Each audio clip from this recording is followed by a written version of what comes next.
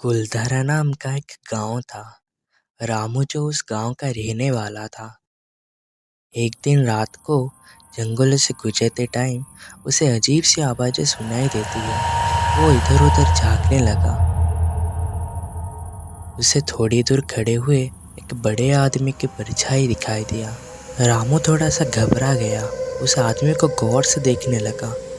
देखते ही देखते उसका सर धड़ से अलग हो गया और उसके करीब आने लगा। वो सर जोर जोर से हंसने लगा और रामू के एकदम पास आ गया। रामू डर के मारे जोर जोर से भागने लगा और गांव वालों को पुकारने लगा। सारे गांव वाले इकट्ठे हो गए। रामू गांव वालों को बोला वो जंगलों के बीच एक बड़े आदमी की परछाई देखा जिसका सर धड़ से अलग था। रामू की बात वहां पर खड़े हुए एक पंडित जी सुन रहे थे। अचानक से पंडित जी बोलने लगते हैं, वो आ गया, वो आ गया, सरकटा वापस आ गया। सारे गांव वाले पंडित जी के ओर आश्चर्य होकर देखने लगते हैं। पंडित जी थोड़ा घबराए हुए बोलते हैं, कई साल पहले इस गांव में एक माँ अपने बेटे के साथ रहती थी। उस छोटे बच्चे का नाम रवि था। जब वो काम करने के लिए जाती थी तब रवि अकेले घर में रहता था।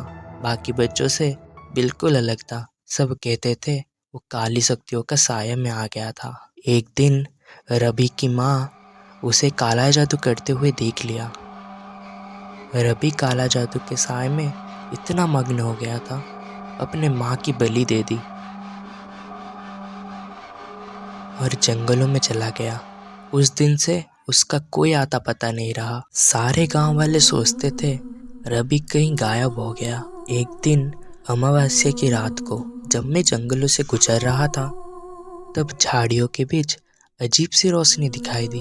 मैं झांक के देखा तो वो जो रवि 10 साल पहले गायब हो गया था वो उस जंगलों में एक अजीब से रूप में बैठा था और पूजा कर रहा था। अचानक से वो अपना तलवार उठा के अपने सिर को धड़ से अलग कर दिया और काली शक्तियों को अपना सिर दान कर दिया।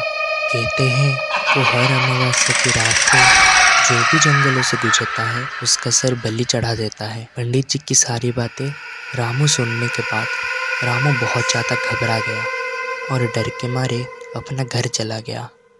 रात के 1 बजे जब रामू अपने बेड में सो रहा था उसको बार बार पंडित जी की बातें सुनाई दे रही थी।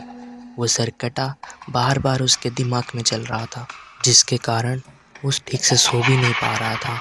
रामू को ऐसा लगा उसके पास एक बड़ा सा आदमी खड़ा है अपने कटे हुए सिर को पकड़े हुए।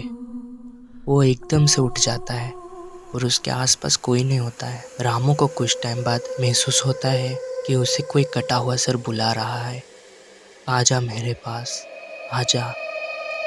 रामू आँख खोल के देखता है तो उसके सामने एक कटा हुआ सर था और बहुत जोर जोर से हंस रहा था।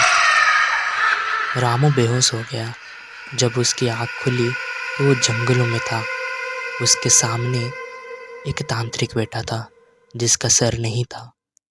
वो कोई पूजा कर रहा था। उस रात से रामू भी उस जंगलों में रहस्य बन के रह गया। सारे गांव वाले कहते हैं उस सरकटा ने रामू को भी उस रात बलि चढ़ा दिया।